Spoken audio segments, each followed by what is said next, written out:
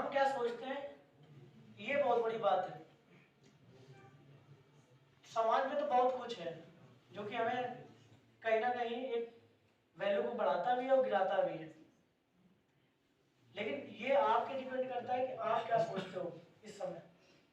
यहाँ पर जितने उपस्थित लोग हैं सब लोग अधिकतर कंपटीटर हैं, सभी लोग। और कंपटीटर सबसे बड़ा चैलेंजिंग पॉइंट है इस समय कंपटीटर को। अगर देखा जाए तो एक कंपटीटर की जिंदगी में जो उथल पुथल चलती है वो शायद है कि कभी जीवन में किसी के प्रति नहीं चल सकती, ना किसी की हो सकती है। आप लोगों सबसे यही हम उम्मीद करते हैं कि आप लोग केवल ईमानदारी से काम करेंगे और जो आगे आके आप कुछ ना कुछ अपने भारत पे, अपने देश के योगदान देंगे उसके कार्यों में। दूसरी बात, शुरुआत से लेके अब तक कोई यहाँ पर कोई जरूरी नहीं है कि धीरू भाई अंबानी के सब बच्चे ही हों। कुछ लोग गरीब भी होंगे, कुछ लोग अमीर भी होंगे। तो हमेशा एक बात याद रखना कि पैसों के अभाव कारण कभी भी आपकी पढ़ाई ना रुके।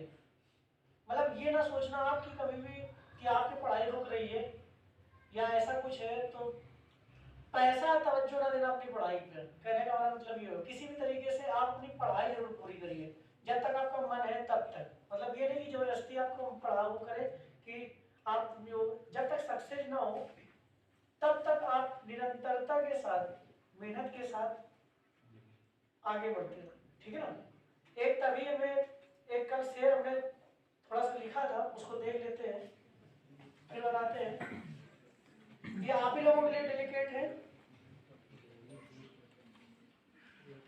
लिखा था, मंजिल को भुलाकर जिया तो क्या जिया, मंजिल को भुलाकर जिया तो जिया क्या जिया, मंजिल को भुलाकर जिया तो क्या जिया, अगर तुझमें दम है तो उसे पाकर दिखा, अगर तुझमें दम है तो उसे पाकर दिखा, लिख दे पसीने से सनी कामयाबी की कहानी, लिख दे पसीने से सनी कामयाबी की कहानी, और बोल उस किस्मत से, और बोल उस किस्मत से कि इसे मिटा कर दिखा।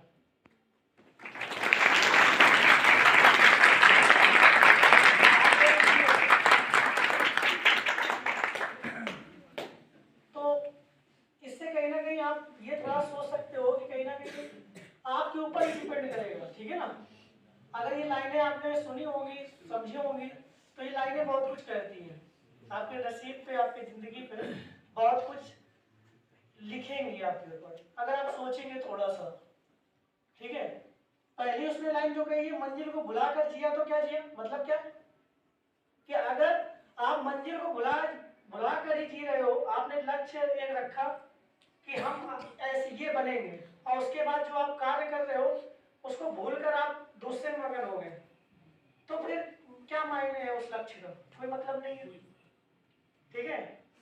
तो कम से कम अगर ये है कि अगर तुझमें दम है तो उसे पाकर देगा। पहले सबसे पहले सर्वोपरि आपका लक्ष्य होना चाहिए, इसके बीच में कोई अगर आए तो उसे किनारा कर दीजिए। हम बार बार इस चीज के लिए वो करते हैं कि अगर आपके लक्ष्य के पहले या बीच में कोई अगर आ रहा है, वो चाहे जितना प्यारा इंसान हो, आप उसको किनारे कर दीजिए कुछ देर के लिए, जब तक आप उस लक्ष्य को ना पा जाए। जिस दिन आप उस लक्ष्य को पा जाएंगे उस दिन ऑटोमेटिक फिर उसको जगह दे दीजिएगा, कोई दिक्कत नहीं। लेकिन सबसे पहले जो आपने सोचा है, जो आपने ठाना है कि हमें ये बनना है, उसके पहले कोई दूसरा व्यक्ति उससे ज्यादा इंपॉर्टेंट ना आ जाए आपकी जिंदगी में। ये हमेशा गौर करने वाली बात है। 18 से 22 साल एक उम्र ऐसी होती है जहां पर बनने के भी चांसेस होते हैं और सबसे ज्यादा बिगड़ने के भी चांसेस होते हैं।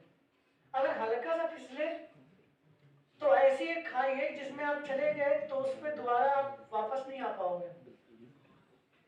लेकिन अगर वही कुछ लोग संभल गए और कुछ लोग उसको कायदे से ले लिए जिंदगी को, तो वही लोग आगे चल के एक अलग से मुकाम हासिल करते हैं।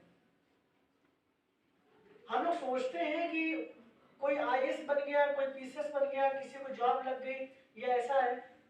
आप कहीं ना कहीं उसके प्रति देखना जाके, ठीक है, बच्चे कंपटीशन में पास होते हैं, क्वालिफाई करते हैं, तो उन्होंने कितना सहा है और कितना उन्होंने हर चीज को डिस्ट्रॉय अपने आप में किया है।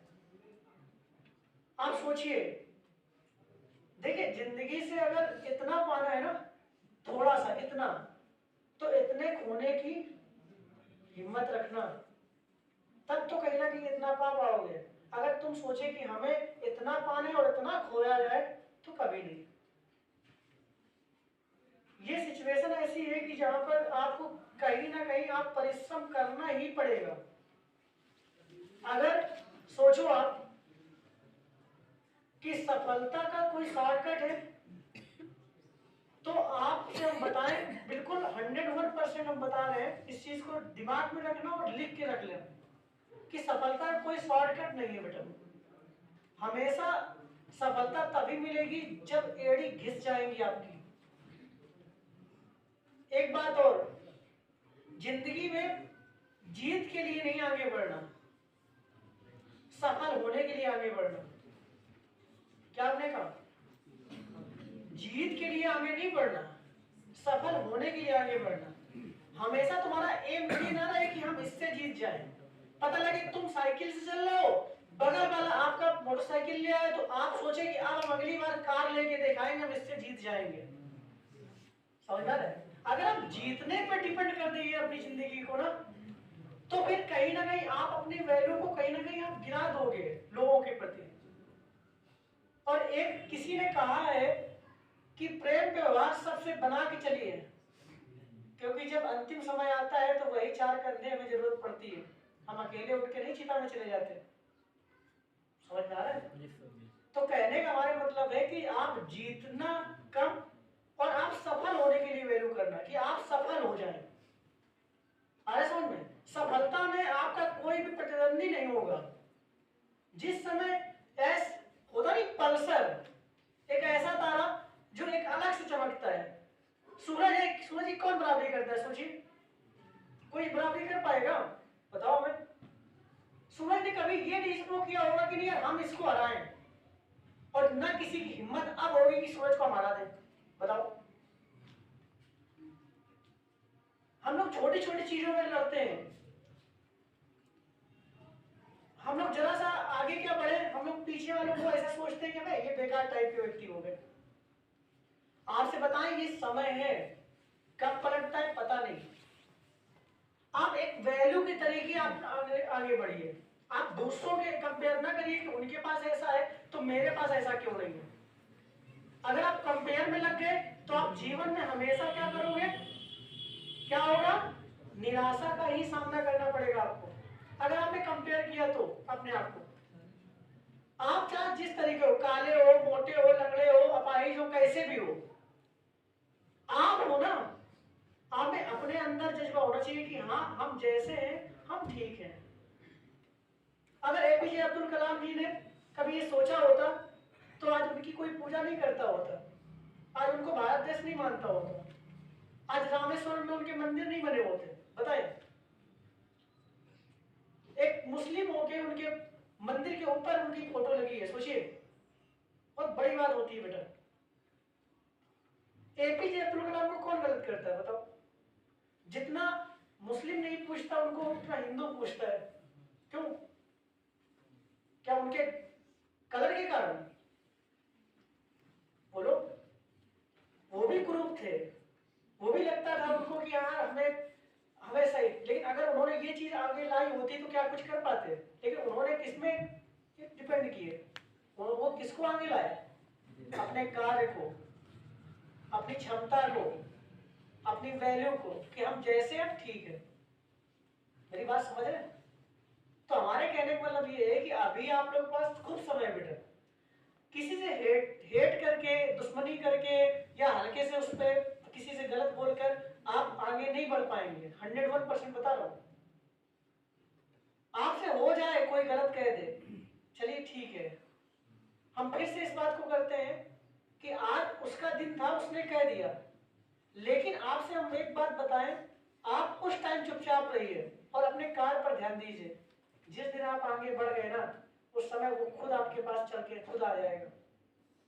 लेकिन आप किसी से हेट ना करें। अगर दूसरा हेट कर रहा है तो आप हेट ना करिए उससे हमेशा बना के रखिए। सोचिए कि जब, और भले ही हाँ हो सकता है कि तुम रोज रोज ना उससे मिलो, जरूरी नहीं होता कि हम जरूर रोज रोज मिलेंगे या ऐसा कुछ करेंगे तभी हम उनके अपने हैं। जिसको आप देख लो कि ये हमारा प्रतिद्वंदी है या हमें हमेशा नीचे दिखाना चाहता है, तो उससे बस थोड़ी देर के लिए उसको अलग कर दीजिए, उसे हेट ना करिए। समझ में आ रहा है? हेट करने से कोई मतलब नहीं। तो हम फिर अपनी बात पे आते हैं कि आप जीत पे ना नहीं जाइए, आप सफल होने पर चलिए। आए समझ में? आप किसी को जिताने के लिए, दिखाने के लिए ना आगे बढ़िए, आप सफलता के लिए आगे बढ़िए कि हमें सफल होना है। और सफलता की कई चीजें होती हैं। आप लोग जॉब में हैं, जॉब में कुछ लोग इसमें बैठे होंगे, कुछ लोग हैं और कुछ लोग की तैयारी कर रहे हैं। उसका मतलब क्या है कि जॉब जिसकी लग जाती है, क्या वो सफल होता है? नहीं होता। उसको भी सफलता आगे मिलेगी, लेकिन वो नित प्रति। और सफलता क्या है? सफलता वो है जहां पर तुम्हें अपने आप में कॉन्फिडेंस हो कि हाँ हमने जो सोचा वो पाया। हमें किसी से वो नहीं करना, कंपेयर नहीं करना कि उसको कम मिला या हमें ज्यादा मिला, हमें कम मिला या उसको ज्यादा मिला। आपने जो सोचा, जो आपने सोचा होगा वो आपको मिला, ये है सफलता। इसमें आपका कोई दूसरे से हेट नहीं है, कोई किसी से नफरत नहीं है, या कोई से ये नहीं है कि उसको अगर ग्रुप डी मिली है तो हम देखो ग्रुप सी करेंगे, देखना हम इनको दिखा कर, ऐसा बिल्कुल नहीं करना है। कुछ लोग यहाँ पर बैठे होते हैं, जरा सा किसी से न वो हो जाए तो हम दिखाने चालू कर देते हैं कि हम अब तुम्हें दिखा के रहेंगे। ऐसा है, जिस दिन आपके सामने कोई अगर गलत बोल दे, कोई आपको निगलेक्ट करे या कोई आपको बेइज्जती कर दे, तो आपसे हम एक बात केवल कहना चाहते हैं कि आप केवल उस बात को रख लीजिए अपने दिल पे और कहिए किसी से नहीं। आप दिखाने के बाद कहिए किसी से नहीं, वो चीज हमेशा अपने दिल में रखिए। भाई साहब, वही चीज एक पेट्रोल का काम करेगी आपको, एक ईंधन का काम करेगी, और जीवन में वही एक सक्सेस का काम भी बनेगी। और एक दिन ऐसा होगा जिस दिन आप जब हो जाओ तब उसको बताओ नहीं, जब आप हो जाओगे तो ऑटोमेटिक वो खुद जान जाएगा, खुद समझ में आ जाएगा। लेकिन ऐसा नहीं कि तुम बन जाओ तो तुम पहले लड्डू लेके वहीं पर चले जाओ कि अब देखो हम दिखाने आए हैं। हमेशा एक बात याद रखना, जो जितना गहरा व्यक्ति होता है ना वो उतना शांत होता है, और जो जितना कुछ नहीं होता उसके वो ज्यादा उचटता फिरता रहता है। वो हमेशा ये सोचता है कि यार हम किसको क्या करें क्या ना करें, हम थोड़ा सा ज्ञान हुआ बिखेरना चालू कर देते हैं। लेकिन इम्पोर्टेंट क्या है आज के युग में, क्या है सबसे बड़ा, धीरे धीरे करके हम लोगों के आपस में क्या खत्म होता जा रहा है? प्रेम, प्रेम और व्यवहार।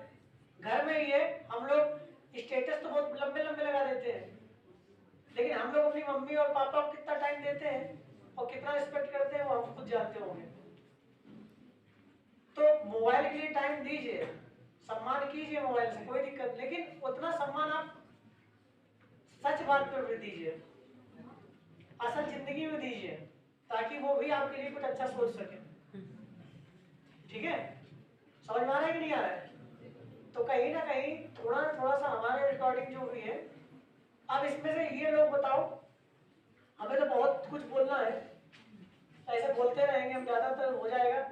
इसमें से कुछ अगर बोलना चाहते हैं यहाँ के विषय में, मेरे विषय में, या यहाँ की पढ़ाई के विषय में, या समाज के विषय में, या कुछ हो, तो स्टेज पे आ सकता है। बताए, आ सकता, आएगा कोई?